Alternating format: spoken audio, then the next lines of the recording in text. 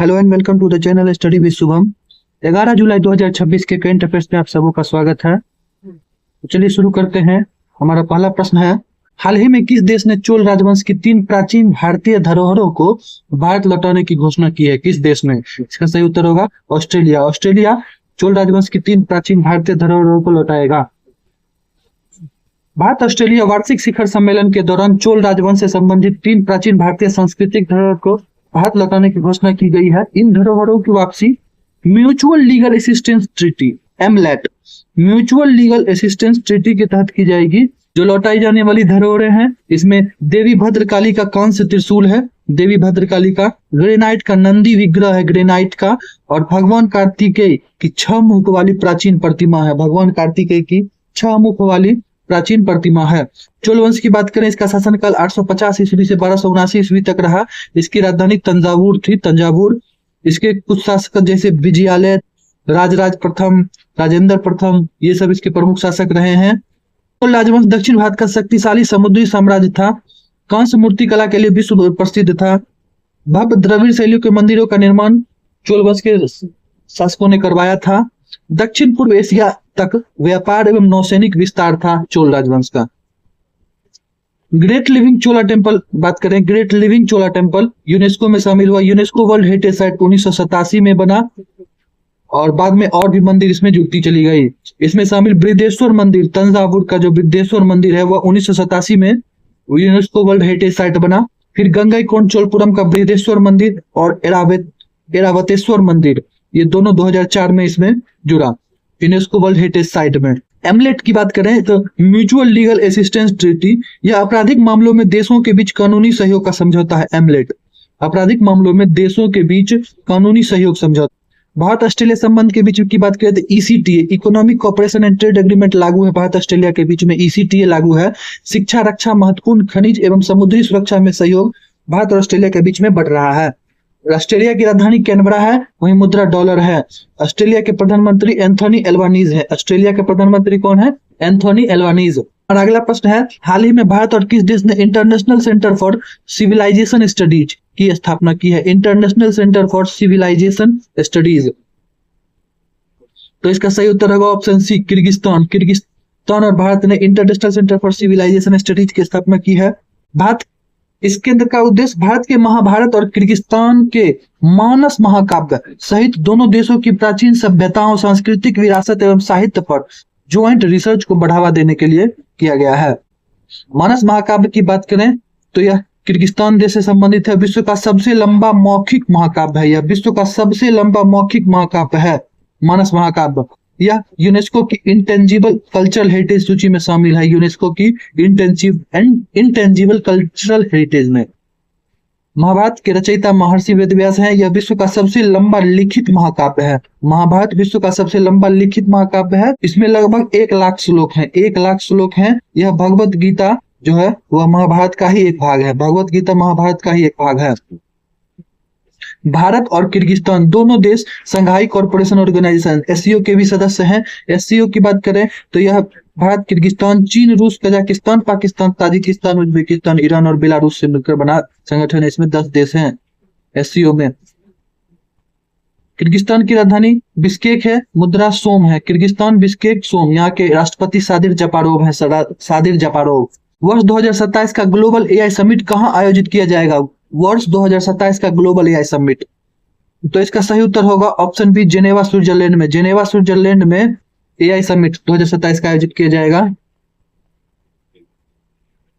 इस शिखर सम्मेलन का मुख्य उद्देश्य AI governance, responsible AI, AI safety और वैश्विक सहयोग को बढ़ावा देना है। इस सम्मेलन में विभिन्न देशों के नीति निर्माता, वैज्ञानिक, उद्योग जगत के प्रतिनिधि एवं अंतरराष्ट्रीय संगठन भाग लेंगे इस सम्मेलन में। इस सम्मेलन में एआई के नैतिक उपयोग, डेटा सुरक्षा, साइबर सुरक्षा, नवाचार एवं वैश्विक मानकों पर चर्चा होगी। अगला ग्लोबल एआई समिट इसके बाद 2028 वाला जो होगा वह यूएई में आयोजित किया जाएगा। 2028 वाला यूएई में आयोजित किया जाएगा। 2027 जेनेवा स्विट्जरलैंड में। स्विट्जरलैंड की राजधानी बर्न है, मुद्रा फ्रैंक है। जेनेवा को कैपिटल ऑफ इंटरनेशनल डिप्लोमेसी कहा जाता है। 2025 में AI global summit Paris France में हुआ था, एआई एक्शन समिट के नाम से। 2026 नई दिल्ली भारत में एआई इम्पैक्ट समिट के नाम से हुआ, एआई इम्पैक्ट समिट के नाम से। 2027 में जेनेवा स्विट्जरलैंड में ग्लोबल एआई समिट के नाम से होगा, और उसके बाद 2028 में यूएई में होगा, 2028 में यूएई में होगा। हमारा अगला प्रश्न है, हाल ही में आईसीएमआर द्वारा भारत का पहला high altitude medicine and public health research centre कहां स्थापित किया जाएगा? Public health research centre. तो इसका सही उत्तर होगा ऑप्शन सी, किलोंग हिमाचल प्रदेश में आईसीएमआर द्वारा भारत का पहला high altitude medicine and public health research centre स्थापित किया जाएगा, किलोंग हिमाचल प्रदेश में। इस केंद्र का उद्देश्य 3000 मीटर से अधिक ऊंचाई वाली क्षेत्रों में रहने वाले लोगों तथा पर्यटकों के स्वास्थ्य पर हाई एल्टीट्यूड, कम ऑक्सीजन, जलवायु परिवर्तन एवं संक्रामक रोगों के प्रभाव का अध्ययन करना है। यह केंद्र हाई एल्टीट्यूड सिकनेस, फेफड़ों एवं हृदय संबंधी समस्याओं, जलवायु परिवर्तन, हिमालयी स्वास्थ्य एवं आपदा के दौरान स्वास्थ्य प्रबंधन पर अनुसंधान करेगा। आईसीएमआर की बात करें तो यह 1911 ईस्वी में बना, उस समय इसका नाम इंडिया रिसर्च फंड एसोसिएशन था। 1949 में इसका नाम बदलकर ICMR, India council of medical research रखा गया। इसका मुख्यालय नई दिल्ली है। यह स्वास्थ्य एवं परिवार कल्याण मंत्रालय के तहत आता है। आईसीएमआर के महानिदेशक डॉक्टर राजीव बहल है, डॉक्टर राजीव बहल। हाई एल्टीट्यूड मेडिसिन, यह चिकित्सा विज्ञान की वह शाखा है जिसमें 2500 मीटर से अधिक ऊंचाई पर मानव स्वास्थ्य पर पड़ने वाले प्रभावों का अध्ययन किया जाता है। विश्व की सबसे लंबी हाईवे सुरंग में से एक अटल टनल हिमाचल प्रदेश में है। भारत का प्रसिद्ध शीत मरुस्थल कोल्ड डेजर्ट स्पीति घाटी हिमाचल प्रदेश में है। यहाँ ग्रेट हिमालयन नेशनल पार्क है जो कि एक यूनेस्को वर्ल्ड हेरिटेज साइट है, विश्व धरोहर स्थल है। यूनेस्को विश्व धरोहर स्थल है ग्रेट हिमालयन नेशनल पार्क। इसकी राजधानी, ग्रीष्मकालीन राजधानी शिमला है, वहीं धर्मशाला इसकी शीतकालीन राजधानी है। हमारा अगला प्रश्न है, हाल ही में जियोलॉजिकल सर्वे ऑफ इंडिया ने थोरियम के विशाल भंडार किस राज्य में खोजे हैं? जियोलॉजिकल सर्वे ऑफ इंडिया ने थोरियम के विशाल भंडार किस राज्य में खोजे हैं? तो इसका सही उत्तर होगा ऑप्शन डी, कर्नाटक में। कर्नाटक में थोरियम के विशाल भंडार खोजे गए हैं। यह कर्नाटक के चामराजनगर जिले के गुंडलुपेट क्षेत्र में, गुंडलुपेट क्षेत्र, क्वेश्चन पूछा जा सकता है गुंडलुपेट क्षेत्र किस खनिज भंडार के लिए फेमस है? गुंडलुपेट क्षेत्र, तो यह हो जाएगा थोरियम के लिए। कहां? कर्नाटक में। लगभग 700 एकड़ में क्षेत्र में थोरियम के विशाल भंडार की खोज की गई है। भारत के परमाणु ऊर्जा कार्यक्रम के लिए यह महत्वपूर्ण खोज मानी जा रही है, क्योंकि थोरियम को भविष्य का स्वच्छ एवं सुरक्षित परमाणु ईंधन माना जाता है। थोरियम को भविष्य का स्वच्छ एवं सुरक्षित परमाणु ईंधन माना जाता है। भारत विश्व के सबसे बड़े थोरियम संसाधनों वाले देशों में शामिल है। भारत विश्व के सबसे बड़े थोरियम संसाधनों वाले देश में शामिल है। थोरियम का संकेत सिंबल जो TH है, वहीं इसका परमाणु क्रमांक एटॉमिक नंबर 90 है। यह मोनाजाइट सैंड से प्राप्त होता है, मोनाजाइट सैंड से मेनली प्राप्त होता है। इसका उपयोग परमाणु ऊर्जा उत्पादन में, एडवांस्ड न्यूक्लियर रिएक्टर्स में, और यह भविष्य का स्वच्छ परमाणु ईंधन के रूप में जाना जाता है thorium. Geological survey of India की बात करें तो यह 1851 ईस्वी में इसकी स्थापना हुई। कोलकाता इसका हेडक्वार्टर है। यह खान मंत्रालय के अधीन आएगा, खान मंत्रालय के अधीन आएगा। कर्नाटक के महत्वपूर्ण राष्ट्रीय उद्यान बांदीपुर राष्ट्रीय उद्यान, नागरहोल, कुद्रेमुख, अंसी या काली राष्ट्रीय उद्यान, बनरघट्टा राष्ट्रीय उद्यान, ये सब राष्ट्रीय उद्यान कर्नाटक में है। कर्नाटक की राजधानी बेंगलुरु है। राजकीय पशु यहाँ का भारतीय हाथी है। राजकीय पक्षी भारतीय नीलकंठ, इंडियन रोलर है। हमारा अगला प्रश्न है, हाल ही में भारत में लॉन्च की गई दुनिया की पहली वीकली बेसल इंसुलिन अविकली किस कंपनी द्वारा विकसित की गई है? अविकली, तो इसका सही उत्तर होगा नोवो नॉर्डिस्क। नोवो नॉर्डिस्क जो कि डेनमार्क की कंपनी है, उसके द्वारा दुनिया की पहली साप्ताहिक बेसल इंसुलिन अविकली विकसित की गई है। डेनमार्क की दवा कंपनी है यह नोवो नॉर्डिस्क। इसने भारत में दुनिया की पहली once a week basal insulin, सप्ताह में एक बार, अविकली लॉन्च की है।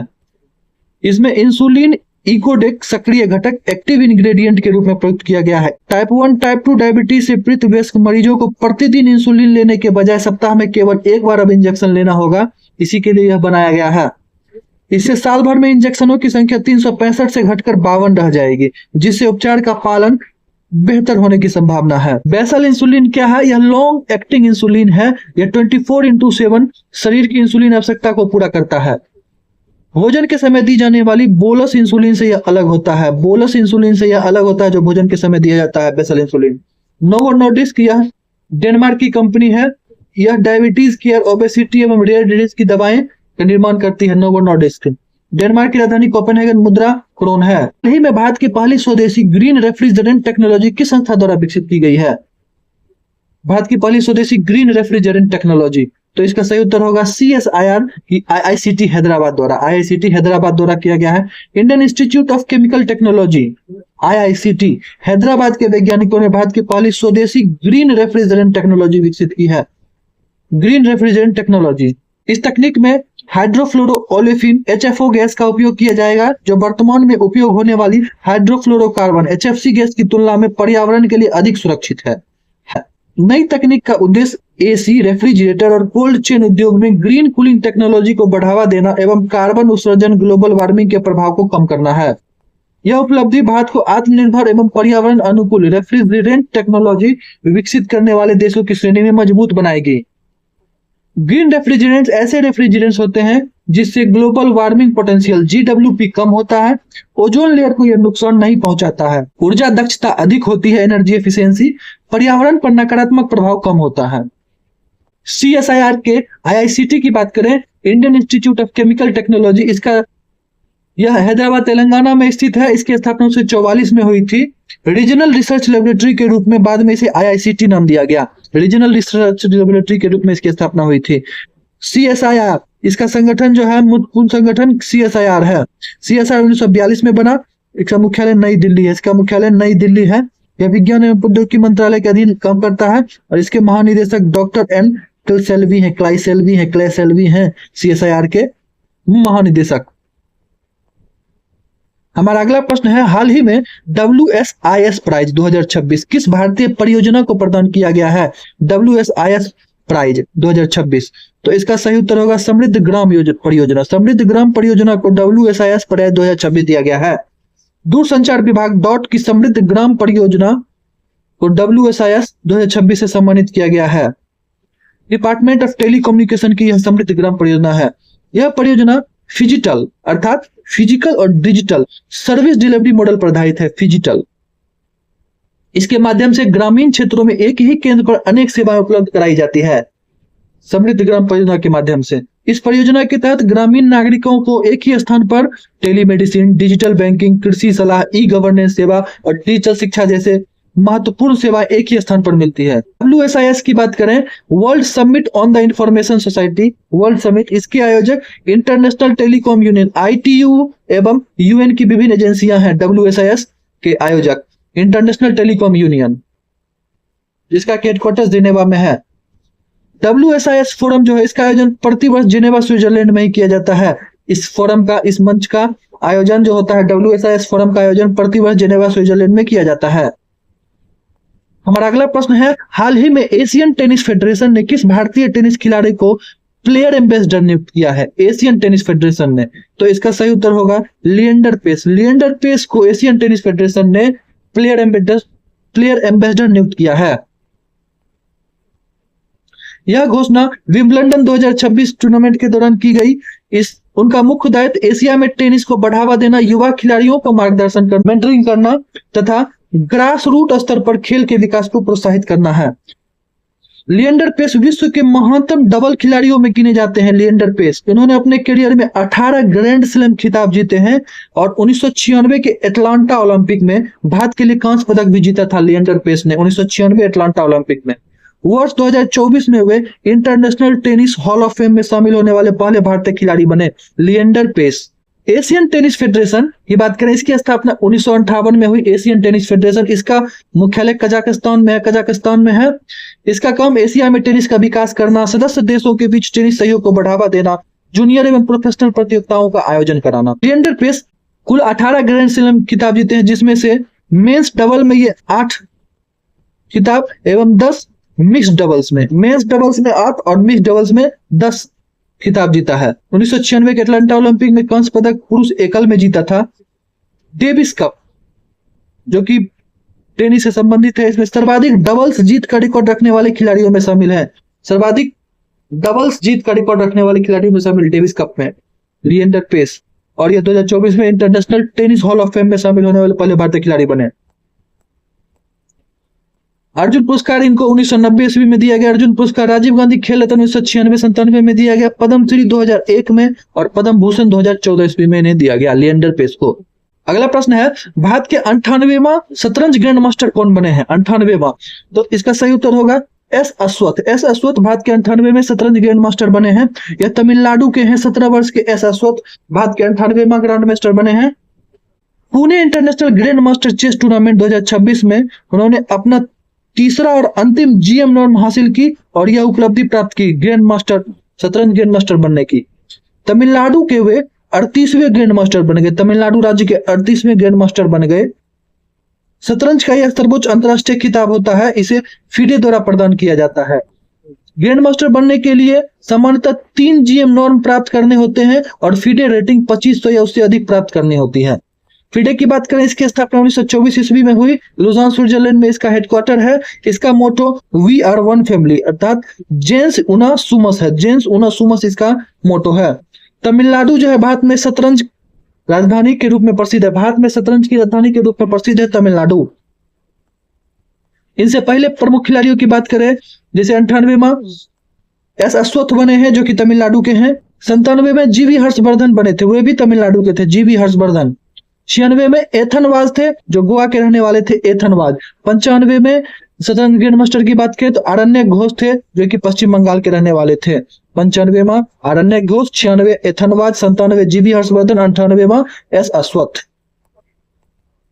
हाल ही में ग्लोबल बायोफ्यूल चैंपियन फेलोशिप जीबीसीएफ कार्यक्रम के लिए भारत से किन 2 शोधकर्ताओं का चयन किया गया है ग्लोबल बायोफ्यूल चैंपियन फेलोशिप के लिए? तो इसका सही उत्तर होगा रुचि अग्रवाल और अभिषेक साहू। रुचि अग्रवाल और अभिषेक साहू चयन किया गया है। के नेतृत्व वाले ग्लोबल बायोफ्यूल अलायंस ने विश्व भर के 15 शुरुआती करियर शोधकर्ताओं का चयन अपने जीबीसीएफ कार्यक्रम के लिए किया है। इसमें भारत से रुचि अग्रवाल जो कि the energy and resource institute नई दिल्ली में है और अभिषेक साहू जो आईआईटी दिल्ली से हैं। इन दोनों शोधकर्ताओं का चयन किया गया है।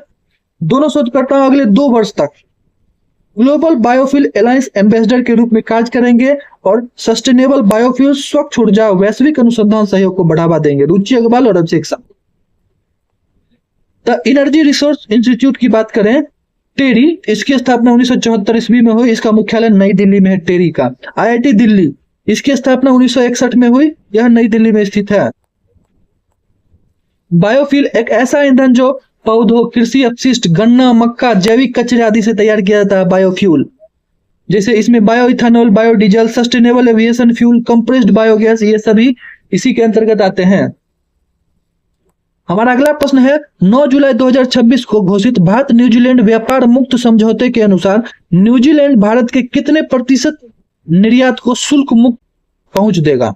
तो इसका सही उत्तर होगा 100%। 100% एफटीए के तहत न्यूजीलैंड अपने बाजार में भारत के 100% निर्यात विशेषकर टेक्सटाइल्स एवं अन्य उत्पादों को 100% ड्यूटी फ्री पहुंच देगा। वहीं भारत न्यूजीलैंड से होने वाले 95% उत्पादों पर सीमा शुल्क कम करेगा या समाप्त करेगा। इसमें से 57% उत्पाद पहले दिन से ही शुल्क मुक्त होंगे, 57%। इस समझौते का उद्देश्य दोनों देशों के बीच व्यापार, निवेश और आर्थिक सहयोग को नई ऊंचाई देना है। न्यूजीलैंड भारत के 100% निर्यात को अपने बाजार में पूरी तरह शुल्क मुक्त करेगा। इसमें टेक्सटाइल, परिधान, इंजीनियरिंग सामान, फार्मास्यूटिकल्स, रत्न आभूषण एवं अन्य उत्पादों के निर्यात को बड़ा लाभ मिलेगा। न्यूजीलैंड से आने वाले 95% उत्पाद को सीमा शुल्क कम करेगा या चरणबद्ध तरीके से समाप्त करेगा भारत। इसमें से 57% उत्पाद पहले दिन से ही शुल्क मुक्त होंगे। इसमें कीवी फल, सेब, मांस एवं लकड़ी से जुड़े प्रमुख उत्पाद हैं। फ्री ट्रेड एग्रीमेंट एफटीए एक ऐसा समझौता जिसमें 2 या अधिक देश आपसी व्यापार पर लगने वाले आयात निर्यात शुल्क टैरिफ को कम या समाप्त करते हैं, जिससे व्यापार बढ़ता है, वस्तुएं सस्ती होती है और निवेश के अवसर पैदा होते हैं। FTA free trade agreement. New Zealand की राजधानी वेलिंगटन है। मुद्रा यहाँ डॉलर है। यहाँ का सबसे बड़ा शहर ऑकलैंड है। न्यूजीलैंड का सबसे बड़ा शहर ऑकलैंड है। यहाँ के प्रधानमंत्री क्रिस्टोफर लक्सन है। ये नाम याद रख लीजिए, अगले एग्जाम्स में आने की बहुत संभावना है। क्रिस्टोफर लक्सन प्रधानमंत्री। यह न्यूजीलैंड नेशनल पार्टी से संबंधित है। न्यूजीलैंड नेशनल पार्टी से संबंधित है। यहाँ का राष्ट्रीय पक्षी कीवी है।